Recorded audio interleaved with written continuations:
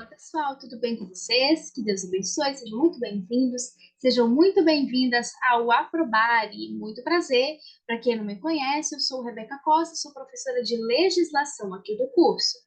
Bom, hoje nós vamos falar um pouquinho de uma lei minúscula, mas que não deixa de ser importante. Pode ser vista como véspera de revisão? Pode sim. É a Lei 3.694 de 2003, lei pequena, mas importante.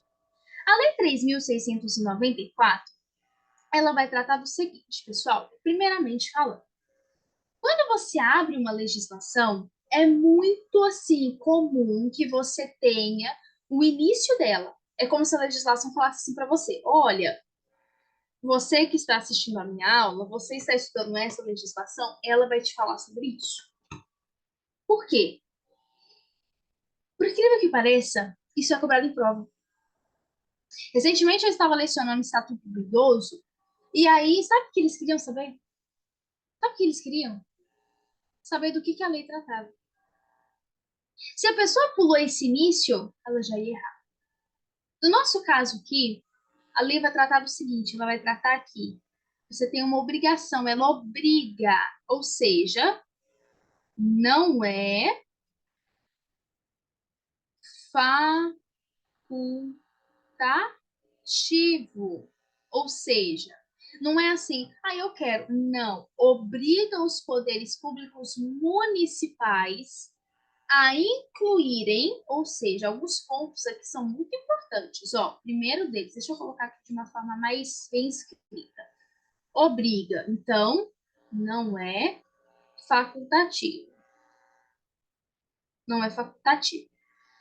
Incluir em um número mínimo. Incluir. Então, ele possui esses poderes possuem competência para praticar o ato.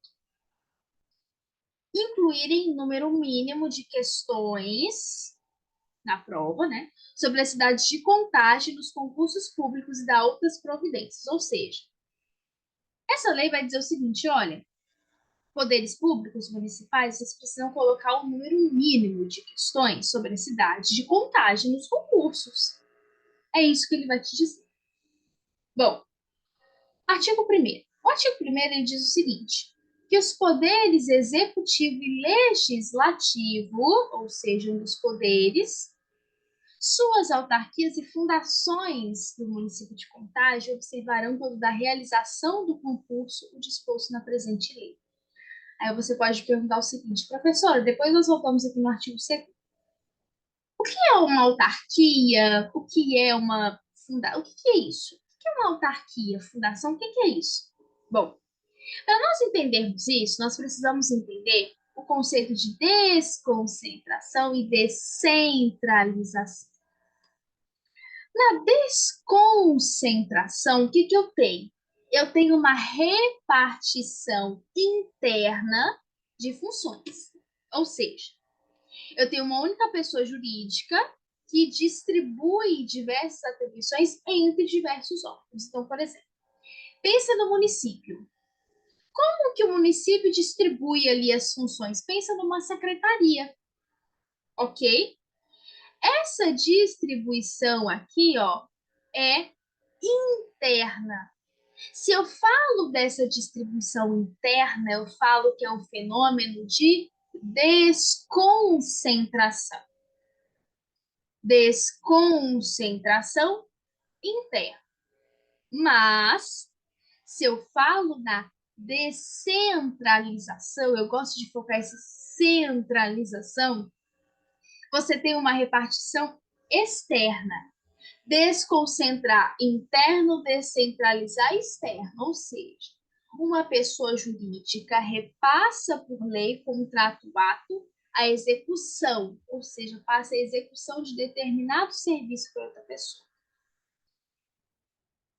Nesse sentido, nós temos a administração pública. Deixa eu abrir aqui uma página. Deixa eu ver se eu vou conseguir. Deixa eu ver se eu coloquei no. Acho que. Peraí. Tá. Aqui, ó. Peraí. Eu vou colocar aqui na nossa última página só para vocês verem, tá? Nós temos aqui a administração pública direta e a administração pública indireta. Na administração pública direta, quem que você tem? Você tem União, você tem estados e aqui, né, municípios. Ok? Municípios. E já na administração pública indireta, o que que você tem? Primeiro, você tem as autarquias, as fundações, sociedade de economia mista e as empresas públicas. Empresas públicas. Sendo assim, enquanto você tem um fenômeno de descentralização, a descentralização vem para cá, para a administração indireta, essa execução de serviço. Já no fenômeno da desconcentração, é aqui, ó, é interno. Ok, pessoal? É interno, tá? Fechou? Deixa eu apagar aqui. Vamos voltar para o nosso material. Vamos lá. Artigo 2º. O artigo 2º diz o seguinte, que, falando do edital, eu tenho que constar 10% das questões de prova escrita para qualquer cargo sobre o município de Contagem. Ou seja, se na sua prova te perguntar, do edital de abertura constarão 15%, 20%, não, 10%. Na prova objetiva, não, nas questões de prova escrita, de caráter escrito, para qualquer cargo. Esse artigo aqui é muito importante, tá? Porque se for para cair uma pegadinha, que cai.